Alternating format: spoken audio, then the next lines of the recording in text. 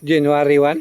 So, di man tayo nakapag-workout kaninang umaga dahil napuyat tayo dahil sa mga putukan. Di tayo nakatulog. Kaya ito, walang makapigil pa rin sa atin na mag 10,000 steps dito sa ating task or ating ginagawa. So, ayan, kahit gabi or it's already anong oras na ba? 6 o'clock. So open naman po itong oval. Maliwanag po dito sa oval. Ayan, may mga ilaw yung gym. So yung track natin na iilawan. So makapag-workout ka pa rin kahit gabi na. Comment ko lang kung hanggang anong oras dito sa loob na pwede kang mag-workout. Pagpasok mo lang sa gate, diretso ka lang sa oval, or kung tatanungin ka man ng sikyo ay sabihin mong mag-workout ka dito sa oval, maglakad-lakad o magtakbo-takbo. Kaya marami pa rin dito naglalakad-lakad o tumatakbo-takbo kahit gabi sa ating oval. Kaya napakaganda dito na area. Magagawa talaga natin ating task. So today is Wednesday. So hindi lang tayo nakapag-workout every Sabbath day, Friday at saka Saturday. So hopefully na dapat Friday early morning pwede natin gawin. Then Saturday pagkatapos ng Sabat pwede rin natin gawin dito. So walang excuse na hindi tayo makapag-workout dahil may venue na tayo na pwede nating takbuhan or gawin yung ating workout kahit gabi man o anong oras na available ka, pwede mong gawin. So ayan, may ilaw yung oval. So maliwanag dito sa track na maglakad-lakad or magtakbo-takbo dito sa oval ng Davao del Norte. So accomplish natin 10,000 steps. Malapit na tayo, kulang na tayo ng 800. Kaya tuloy-tuloy lang natin na gawin itong ating task. So medyo malakas yung ating audio.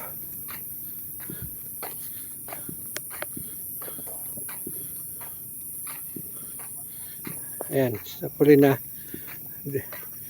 naririnig tayo kanina.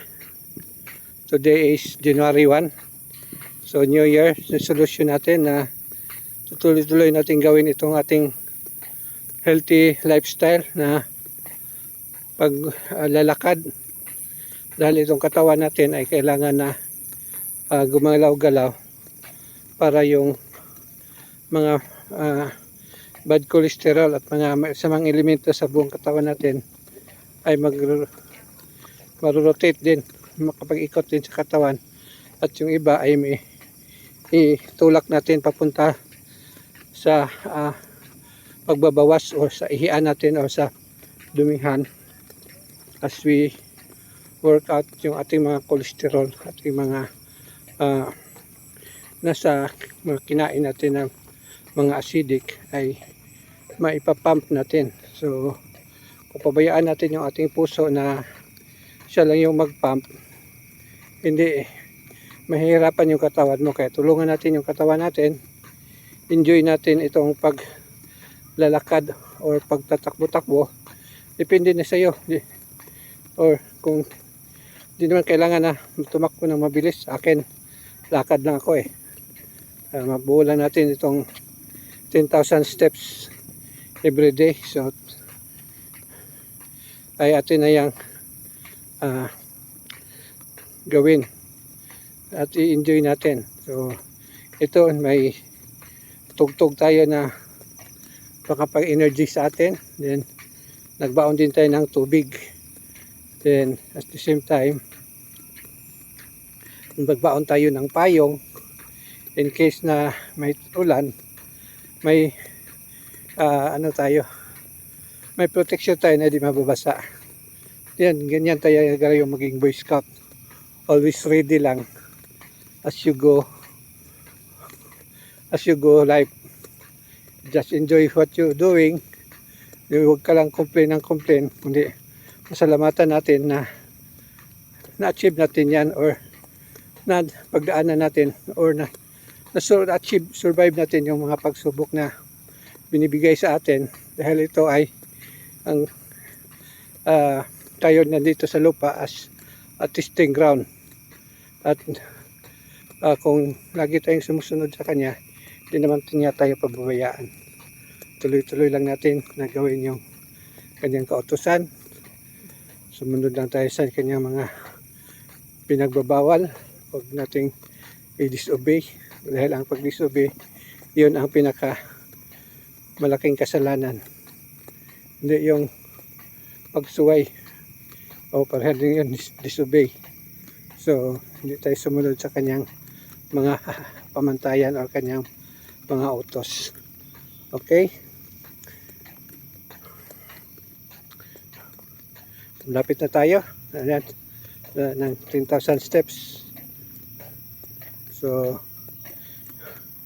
kung meron kayo mga question, may post comment lang kayo dyan sa ating comment box para ating masasagot.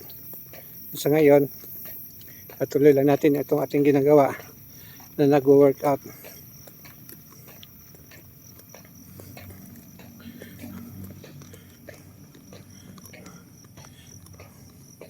So of course, itong sweet coin natin, talagang mahirapan tayo magpigkas nito lagi. Kasi Bisaya tayo, matigas yung dila eh. So itong sweet coin natin, ito nakapagbigay motivation sa atin. Dahil as you do workout, nabibilang yung ating steps, nabibigyan din tayo ng coin as reward sa ating ginagawa. So ito, double purpose, winning purpose na ating ginagawa. Namomotivate tayo na gumawa sa magiging healthy, at the same time magkaka-earn tayo ng sweet coin. So ito ay pwede mong exchange so in a crypto exchanger or sa crypto wallet, pwede mong ma-exchange. Then of course, dala-dala mo yung cellphone mo lagi as you work out. So may nag-comment sa atin na paano yan, dala-dala mo lagi yung cellphone mo, kaya may radiation ka lagi sa katawan. So ay ang ating ginagawa ay para din natin ma-absorb yung radiation, ay meron tayong dalang bag. Yan po. So ito yung bag, ito yan sa harapan natin ilalagay. Ito sa harapan ko. Ayan. So hindi yan body contact sa atin as tayo naglalakad, kung pasinsinan na lakad yung ating gagawin. So hindi na rin natin ma-absorb lahat ng radiation. So hindi naman talaga natin maiwasan yung radiation, dahil nandito na tayo sa mundo ng radiation. Kaya kailangan lang natin na i-workout para mag-energize yung mga radiation na ating nakukuha, pwede niyang ma-eliminate or ma-recycle sa ating katawan. Kaya huwag tayong maproblema sa problema, kundi gawan natin ng paraan na maging positibo yung ating nakukuha, hindi negatibo. Kung may radiation, hindi na natin gawin ito, kundi tuloy-tuloy lang natin. Okay? So always natin na binabaon itong tubig na may asin. So kung tayong tubig na may asin na ating iniinom,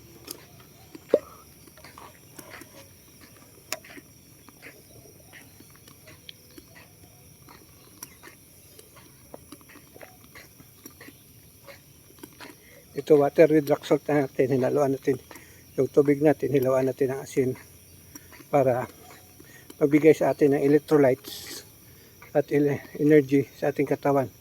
So habang tayo tumatakbo o naglalakad, hindi tayo masyadong pagorin at napapagod dahil nabibigyan tayo ng electrolytes at sodium sa ating katawan. Kaya maganda ito sa mga runner, mga bikers at yung mga may physical na activity na yung tubig may asin ang kanilang gagamitin.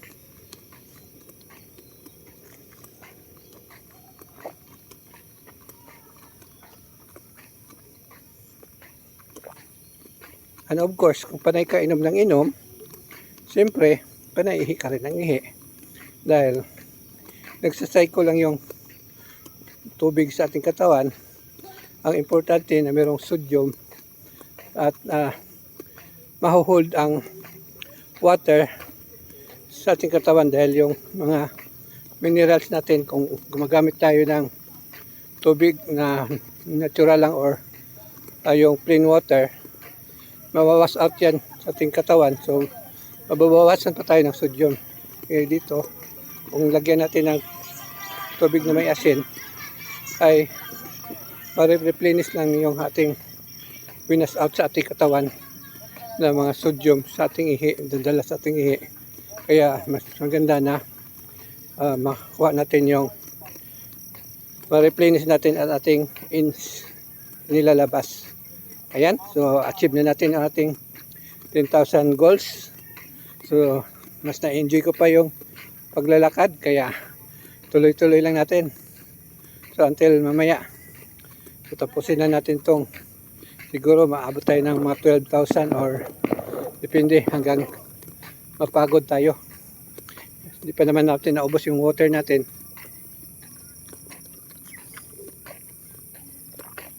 Tama-tama ang isang 1,000 steps, parang isang ikot dito sa oval. 1,000 steps yan, so meaning naka 10 rounds na tayong ikot dito sa oval natin. So gabi natin ginawa to dahil New Year's Eve kanina, hindi natin nagawa sa umaga or sa pagising natin. So ito ginawa natin sa gabi. So maliwanag naman dito sa oval. Ayan, may ano naman, may ilaw naman na nakalagay at marami namang tumatakbo-takbo dito kahit gabi. Kaya okay lang, enjoy lang natin yung ating ginagawa. Okay, so kung meron kayong mga question, meron kayong katanungan, meron kayong concern, ayan, mag-post comment lang kayo dyan sa comment box. Ating tayo sasagutin. So yan lang muna ating live. Tuloy-tuloy ko pa. Mamaya kung ilang step yung na-accomplish natin, magbibigay tayo ng Reels update para sa ating January 1 daily task na walking while earning sweet coin. Stay healthy, stay happy, stay strong. Good day, God bless.